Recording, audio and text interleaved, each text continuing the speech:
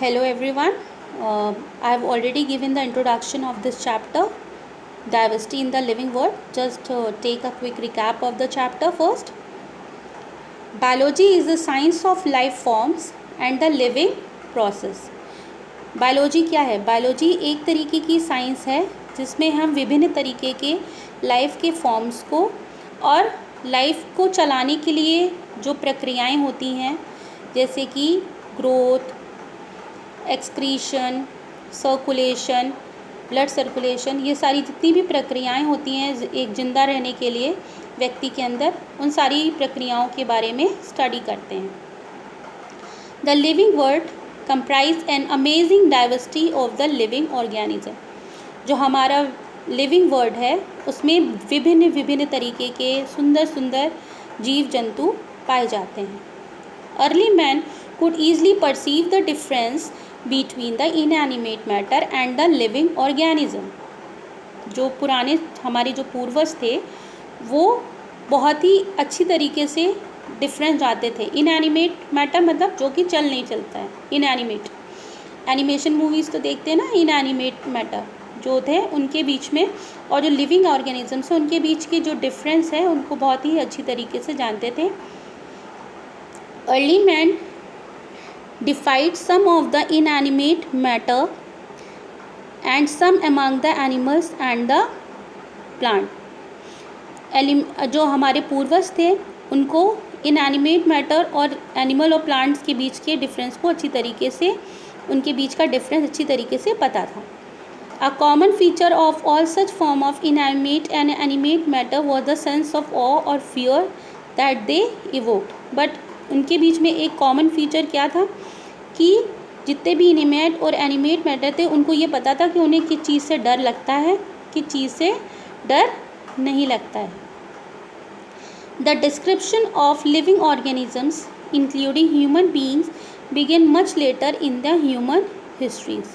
Living organisms और living beings के बीच का जो भी एक डिफरेंस था, जो डिस्क्रिप्शन था, वो हमारे बहुत ही पुराने टाइम से इन सारी चीज़ों के बारे में जो रिसर्च है वो चली आ रही है.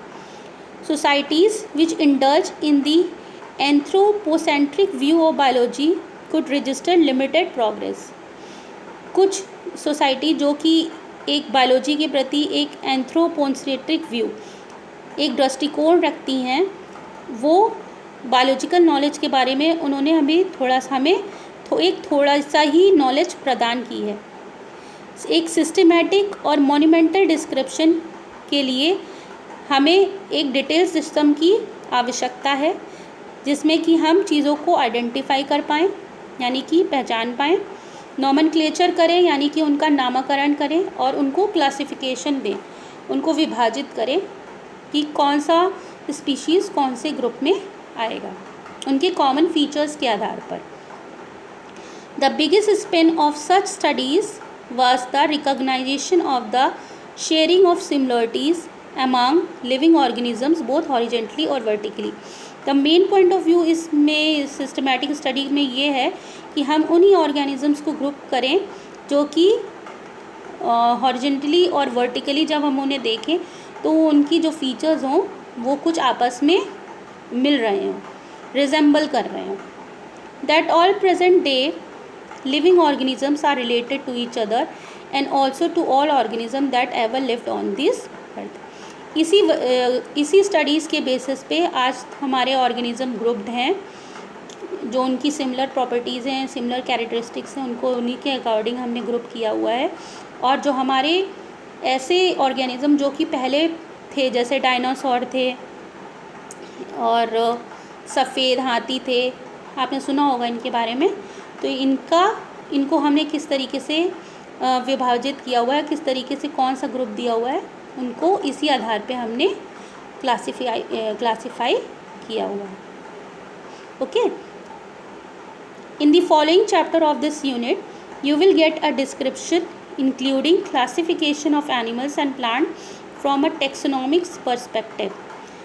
अब इस चैप्टर, जो इस यूनिट के जो चैप्टर्स हैं, इनमें आप यही पढ़ने वाले हैं कि किस तरीके से हमने एनिमल्स और प्लांट्स को क्लासिफिकेशन दिया है एक टेक्सोनॉमिस्ट पर्सपेक्टिव. टेक्सोनॉमिस्ट यानी टेक्सोनॉमी एक तरीके की साइंस की ब्रांच है जिसमें हम जो है बायोलॉजिकल ऑर्गेनिजम्स को क्लासिफिकेशन देते हैं।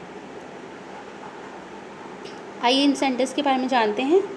He is Ernest Mayr who was born in 1904 on 5 July in Germany.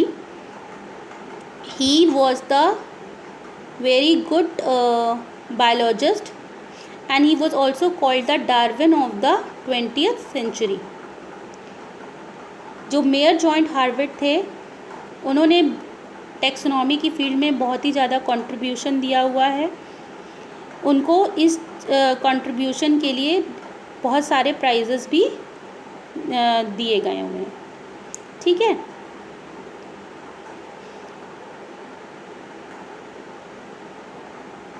How wonderful is the living world. The wide range of living type is amazing. The extraordinary habitats in which we find living organism, be it cool mountain, deciduous forest, ocean, freshwater lake, desert or hot spring, leaves us speechless. हमारा जो living world है बहुत ही ज़्यादा खूबसूरत है, amazing है। क्यों amazing है? क्योंकि हमें यहाँ पे डिफरेंट तरीके के हैबिटेट्स देखने को मिलते हैं। हैबिटेट्स क्या होते हैं? The places where an organism live, वो जगह जहाँ पे कोई एक लिविंग ऑर्गेनिज्म रहता है और जहाँ पे उसको खाने की और रहने की सुविधा होती है। ठीक है, डिफरेंट टाइप के हैबिटेट्स आपने अपनी छोटी क्लासेस में पढ़े होंगे। तो वो क्या हैं? माउंटेन्स हैं, फॉरेस्ट हैं, ओशियंस हैं, फ्रेश वाटर लेक्स हैं, डेजर्ट्स हैं। ठीक है, ये विभिन्न तरीके के हैबिटेट्स हैं जहाँ पे विभिन्न तरीके के ऑर्गेनिजम्स रहते हैं। The beauty of galloping horse of the migrating bird, the valley of flowers or the attacking shark evokes awe and deep sense of wonder. ठीक है, the ecological conflict and the cooperation among members of population and among population of a community or even the molecular traffic inside a cell make us deeply reflect on what indeed is life. इस तरीके की चीज़ें जब हम देखते हैं या फिर इकोलॉजिकल में किसी तरीके का कॉन्फ्लिक्ट यानी झगड़ा या फिर कोई चीज़ तरीके की देखते हैं तो हमारे अंदर एक रिफ्लेक्शन आता है, एक क्वेश्चन आता है, what Indeed is life, life आखिर है क्या। इस कॉम्प्लिकेटेड क्वेश्चन के अंदर दो क्वेश्चंस और निकल के आते हैं जो कि एक टेक्निकल वन है जो कि ये जवाब मांगता है कि what living is oppose to the non living, किस तरीके से लिविंग और नॉन लिविंग एक दूसरे से भिन्न हैं, डिफरेंट हैं। और दूसरा एक फिलॉसफिकल वन है जो कि ये आंसर चाहता है कि what is the purpose of life, life का पर्पस क्या है, लाइफ का गोल क्या है। As sentence we shall not attempt answering the second question, we will try to reflect on what is living. तो हम इस समय केवल इसी चीज़ पे फोकस करेंगे कि आखिर लिविंग है क्या। ओके।